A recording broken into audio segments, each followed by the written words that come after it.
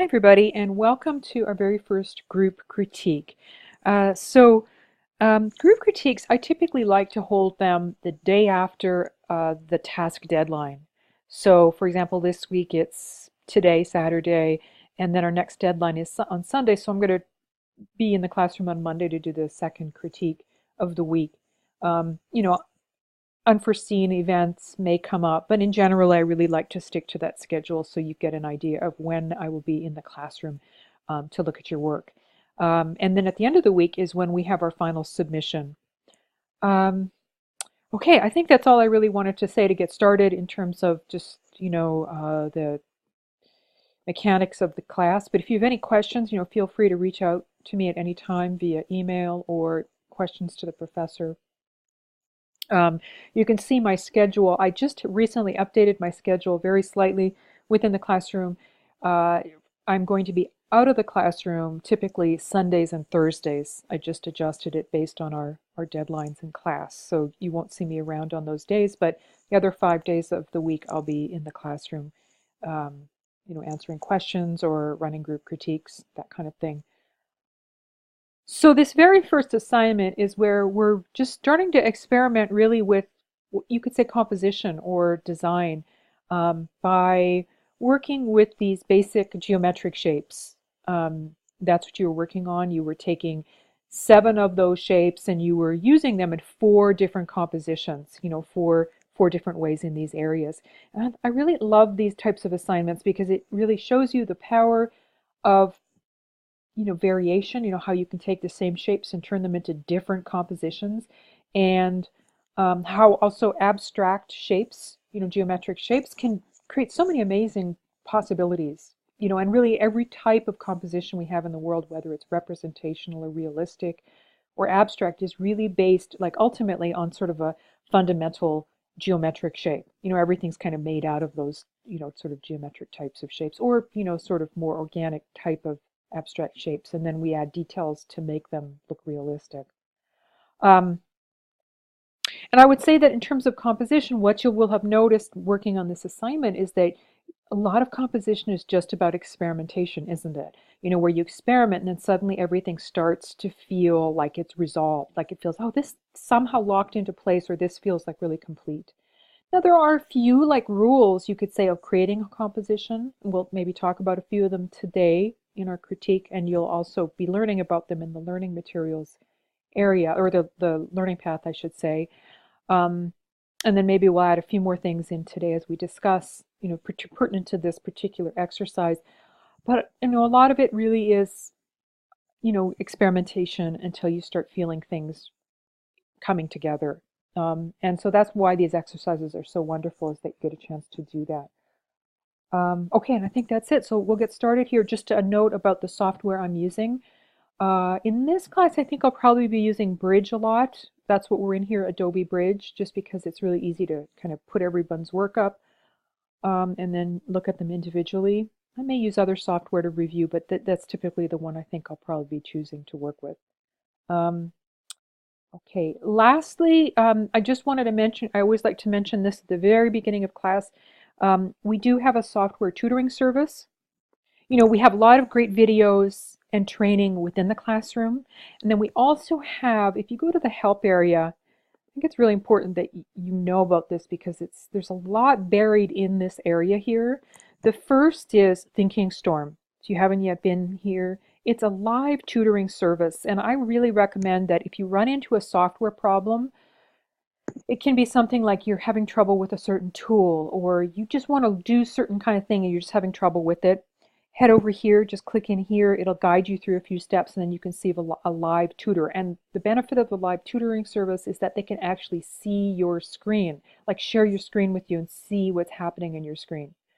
Um, so check them out. It typically takes like a minute or two to see a tutor, sometimes less, sometimes maybe a few minutes more, but they're pretty, like, you can see somebody most hours of the day pretty quickly. And if you run into a tutor, you're not really, like, somehow it doesn't click, just wait a little while, go and maybe try to see if somebody else, else is online. So, you can, and it's a free service. The other service that we have within here that I think is really relevant to anybody who's studying design, is the lynda.com area in here. If you click in here, it'll take you to the website called lynda.com. And lynda.com is, I use it myself for training on updated software things. And it's like amazing. It's like basically any video and any class is free to you as a student. So you can go in there and, you can maybe on your break, your Christmas break, if you wanted like take a class on web design or on different Photoshop techniques or even marketing a small business. There's so many different things in here, and they're all, I would say, really high quality classes that you can actually get certificates in as well. Um, so check those out. Okay, I think that's it for what I wanted to talk about at the beginning. Let's get going. Okay, Brittany, yes, I appreciate the challenges involved in your case, learning a new software, working in Illustrator, and then also you mentioned that you don't tend to do abstract work, which I think is also, a little bit of a challenge to change. So one of the reasons, or perhaps one of the reasons that we are working abstractly is that when you work abstractly, and what that means is that we can't really see anything in the shapes. I mean, we can sometimes imagine things in there, but in general, we're not trying to create a scene like a landscape or a house or a person, some things that we recognize. And the reason why that's really kind of useful is because what it allows you to do is to liberate your design completely and from what you think it should look like and just simply work on it the way it is, if that makes sense. So rather than thinking, oh, I've got to put a sun in the sky or, do this with this particular, thing, I can just use these shapes and make them and resolve them, make a really great design without thinking it has to be a certain way. That is like really a great way to start working with design. And it also, another important level, it also allows you to just observe the shapes as they are and learn about how a design is created. And you can take the information that you gain from doing these types of abstract exercises, and then when you go and start doing realistic exercises at some point, all of that information, like what you've learned, you can actually apply into that. Yeah, so it's really a good thing to work with. Okay, so yeah, you've got some really nice designs here. So you've got it looks to me like 7 shapes here that you have done a lot of overlapping with, which is one of the things the assignment wants you to do, is to experiment with overlapping. And what overlapping can do is it helps to sort of join shapes together and creates almost like a family or unit, which creates an interesting composition. And in your case, you've also really kind of thoughtfully thought about where some of these more free-floating elements, how you could fit them in. Like this circle is like really balanced nicely here in these positions. And, in this one, this is the one we're going to learn about symmetry and asymmetry later on in the class, but I'm going to just mention these terms here because I think it's kind of important for your design that these are very symmetrical, kind of balanced, like mirroring, and this one is asymmetrical. And you've created a kind of design with it by doing overlapping, so you created a unification with it. So yeah, I would say to me this one seems very complete. What I might do with these other 3 is experiment with one of the things that the assignment talks about, which is pulling things off the edge of the page, like you had done here. Like in this one, I almost kind of could see you just pulling this triangle down, like maybe pulling the whole thing down. Here too, you could touch the bottom. Maybe here you could do that too, just kind of to further work with it according to the assignment directions. And we like to pull things off the edge of the page or, touch the edge or off the edge because it creates a kind of more interesting positive and negative space. And it also engages the edges of the design. It kind of opens up a design. It's a little hard to see, but, you'll notice how this design the space seems a lot more kind of grounded and open. That's just because it's overlapping those edges. I'm looking at here. I'm wondering, is it possible, there's like a black triangle here and here and here, and it looks like potentially the black triangle was maybe enlarged here. Is that possible? Sometimes it's hard for me to see the underlying shapes, but if so, you just want to make sure that you keep all of the shapes the same size. For this particular assignment, you can rotate the shapes, but you can't make them bigger or smaller than they are. Um, yeah, you could, let me know in the comments if I've made a mistake with that, but otherwise, you could easily tweak that. Okay, nice job. It's Photoshop. I'm so glad that you know, made it through. The first time you work with any software, it always takes a while, but you'll notice every time you open up the program and you do some more with it, the easier it gets. So, okay, let's see. Oh, some really, one of the things I noticed about these three compositions right off the bat is that what you're doing here is you're actually kind of creating these parallel lines. You see that? Like these are lines. You probably already have noticed that, but these lines are parallel lines. And what they're doing is they're naturally kind of creating a composition, like a sort of a unified composition that makes sense because these lines just naturally connect each other. So these up and down lines. It's like if you had like, I don't know, like a grid on a floor, like tiles, how everything looks very organized, or other types of grids that you might see like patterns on clothing, like checkers, or um, mm, window panes, all those kinds of parallel types of lines that we see a lot of times in design. They naturally work and harmonize together. So, like for example, this one I think seems really. I like also the way you're working with overlapping, so that we connect. This whole thing kind of starts connecting together. Like this little piece connects with this, and then you've touched the edge. That looks really great. So I would say the only thing I would work on with this one, let me get rid of this guy here, is if you've got a little, see this little glitch, right, this little kind of overlap here, I would just pull that line in to line this up, so it doesn't look like an accidental part. In general, like, when you have sort of bigger spaces between things, it looks more intentional. And if you have small little kind of bits, then it looks like it, it wants to kind of connect. Like I would probably move these over too to kind of get rid of this little blip right in there, you know? So you could do the same thing with this little piece in here, right in there. Same thing, and that will really make a big difference. But this, otherwise, I think this design looks good. I might play around with this guy here. It doesn't feel like it quite fits in yet. So I experiment with that more, but I like what you have been doing here with touching the edges. This one here, yeah, I love what you did here with this corner, and it kind of starts lining up here too with this guy.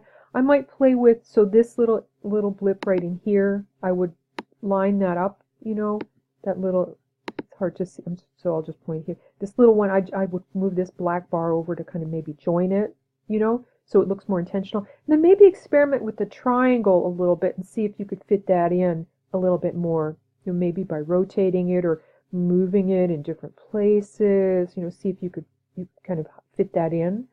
Um, and then this one right here, I might play with this one a little bit more just to see how you can maybe also get a sense of joining these three bits together a little bit more, you know. Um, Maybe you need to pull them closer, overlap them, or, experiment a little bit more. You've got this white bar in here. Maybe somehow that white bar could be more prominent in here. You know, I don't see it in here. I know it is probably somewhere sitting in here, but maybe you could use it for some purpose in there. Um, okay, I think that's it. Yeah, and you're in a really good spot in this process. Designs, I feel most of the time, not always, but most of the time, they take a few rounds to kind of resolve themselves. Like you can sort of get sort of a basic layout, and then you kind of go back in maybe a day or so later. Sometimes fresh eyes really help. Then you can move things around a little bit more. And it's all about kind of like that sense of, kind of clicking into place where you suddenly go, oh, this suddenly what we say in design is nothing can be added to a design and nothing can be taken away when a design is resolved, which is an interesting concept. I don't know if it always works like that way in process or in practice, but I think it's an interesting idea that can help give you a sense of how to work on a design until it feels really like a puzzle fitting together. It's interesting what you said that your personal kind of aesthetic is to have a lot of negative space. And yeah, that's that can be really interesting. I think that when you have a lot of negative space, uh, then everything you design within that space. I'm trying to think of. I think we looked at somebody with a lot of negative space. Hold on, let's see. Yes, so Brittany has a lot of negative space in her designs, and when you have a lot of negative space, then you tend to have to really balance things really carefully to give a sense of activity in the space. Because you want to have a sense of the design really holding the space despite all of the negative space. So I also really like those designs as well. I think that they just you need to kind of think about that, which I think Brittany's doing is she's working really well with holding the space with less amounts of positive space. But um, but a lot of that is just working with the space, and whether sometimes we have rules of thumb with space where we say 50% can be positive and 50% should be negative, as a general rule of thumb. But that's really just you can really break those rules. It's really not about the amount of space. It's like kind of just what you do with it. So I appreciate that you're experimenting with a different way of looking at it. So if I look at your designs, I would say that this design right here to me is at this point the most resolved. It has a sense of all of these pieces in here feeling really kind of just really um, tightly um, woven together. And I think one of the things you're doing here too, which works really well, is so every piece sort of has a sense of a relationship with something else. Like this piece right here is lining up with this and this, these parallel lines again. This is sitting, this circle, white circle, is sitting nicely within the square, you know, and this triangle is lined up here underneath the the square and the circle, kind of really beautifully placed underneath. And then this circle is also really placed in a really kind of nice way with this line right here, the bar, which is it's right underneath. It's like kind of balanced on top. So I think that looks really good. So the only thing I might do is like maybe move this guy in to a closer relationship with other things. Um, I don't know. This is just me. Sometimes there's many ways to do this, so I might just automatically just put it and center it right in there.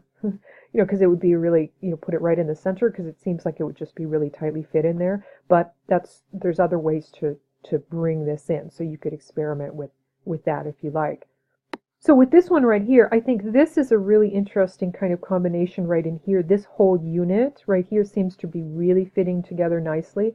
I might experiment a little bit more with this bar and then this shape in here. It looks like it's a white circle and a black circle. These feel like they don't quite fit, so I might experiment a little bit more. You could do something really simple with this guy and line it up parallel in a parallel line. Maybe line it up here and then, experiment with this. For example. Um, yeah, there's some interesting things happening with this one too. I would keep experimenting a little bit more. It feels like this little part right in here, it feels like it's almost getting lost, like it's like that part where it gets a little there's a little too little, like not enough in there. I don't know if it's going to allow me to look at that close up. I'm going to skip that. But you can see, it sort of has a sense of not being quite like like an accidental piece. So I keep experimenting with that one.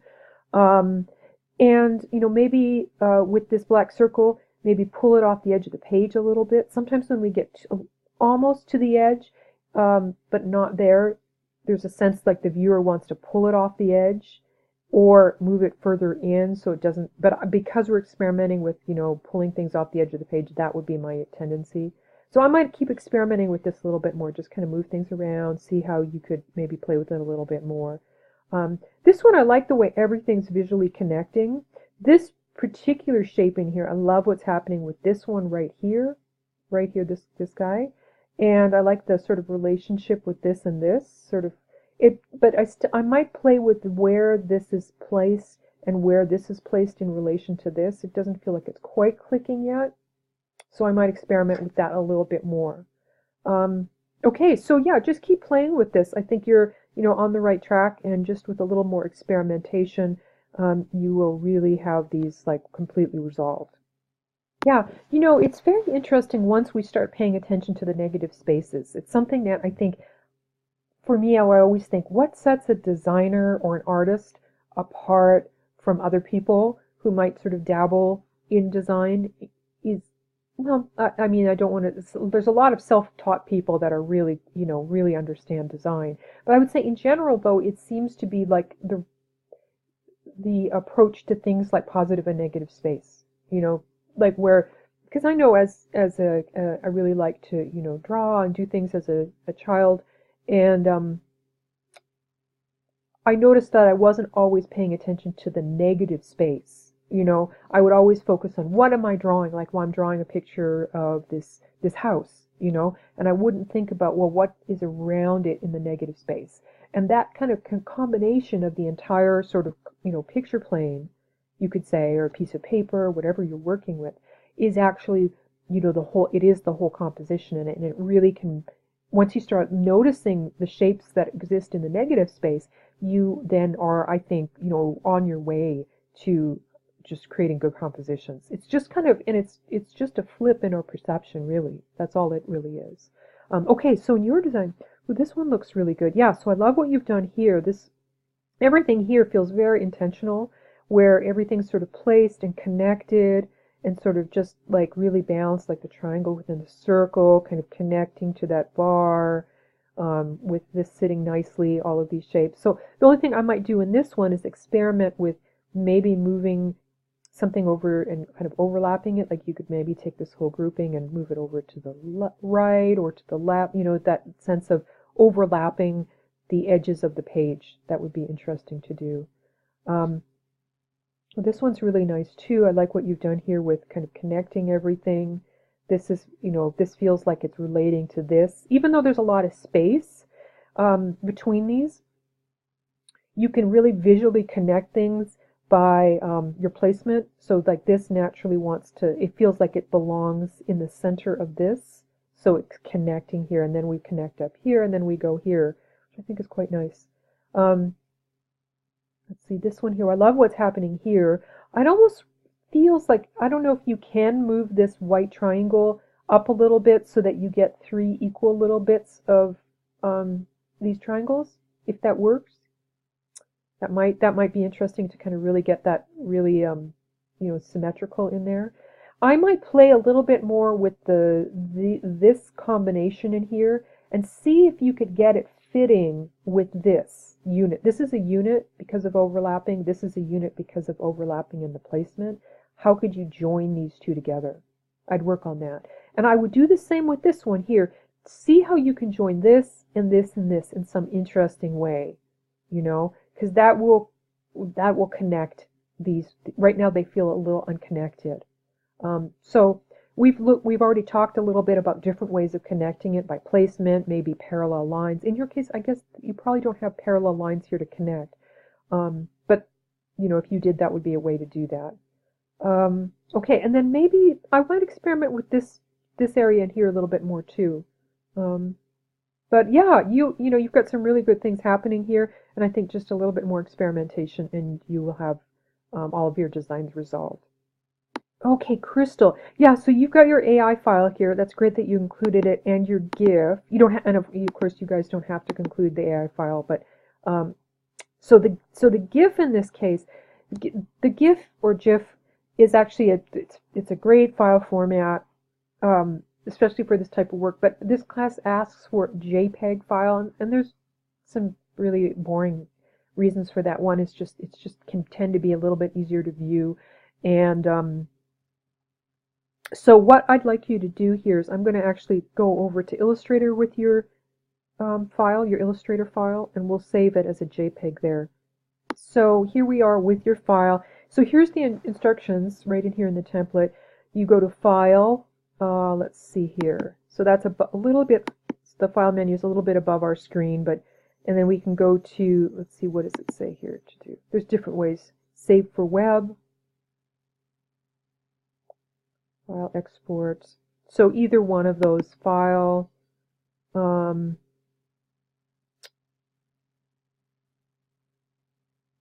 and I don't have Save for Web, so I'm just going to go to Save As.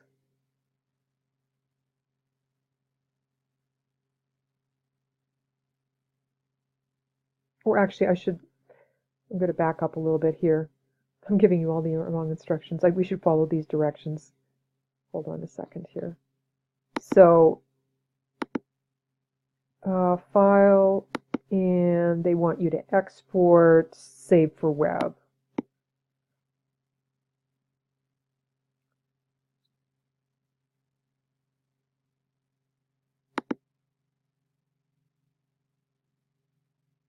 Okay, and then here, so here what you would do is under this drop-down menu, this is where you change to JPEG. So it's just changing that file format, and that's all you need to do, and then you can just click the Save button, and then that's it.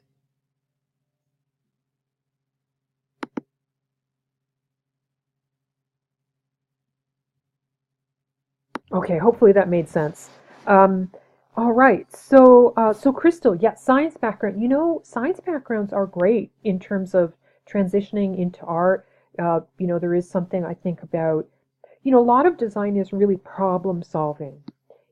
Sometimes I think that we tend to think of design, being so much about creativity, and creativity is a small part of it, but it's really about craft. A lot of it's about craft and just experimenting and then learning the formulas and applying those, which I think would really work well with a science background. So it can be a real positive.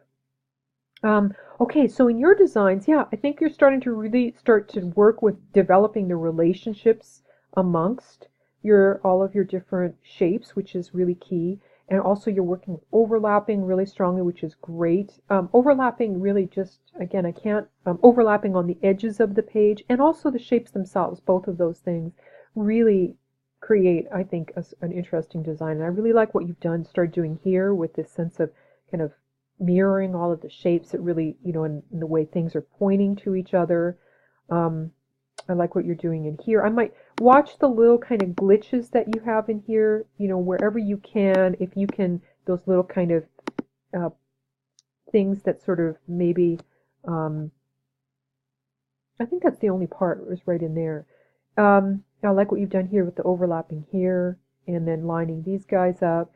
One thing I noticed with your design is that you've got sort of a lot of similar shapes, which is can be a really good thing. Like you've got looks like 3 black circles, 2 white circles. Um, but in this particular assignment, I'm wondering if maybe one of those you could sacrifice one of those shapes and then maybe use something like a small dot or a square or even the bar. The bars are really good for connecting things, and that might give you sort of more possibilities in the design to start like linking things up a little bit more. So you might experiment with that. Like I would I kind of feel like maybe one of these black circles, if you took one of them out, because you have 3 of them, and in some ways it feels like it's getting hard to fit them in, because you don't have enough room. So maybe taking one of them out and maybe adding another, shape, a different type of shape that works. You could experiment with one of these other ones and see. Um, that might be really useful for you in terms of like really starting to experiment even a little bit more with your designs. So that's what I would probably tend to do here. Just kind of keep experimenting, um, and thinking of the relationships. In this one here, it almost feels like these shapes are maybe a little bit far apart. And part of that again is I think that you've got a lot of the larger shapes, which are the circles, which can again take up a lot of space.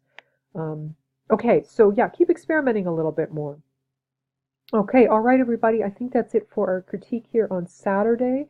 And enjoy your weekend. I will be back in the classroom again on Monday for our next group critique. That'll be for the next assignment, the next task.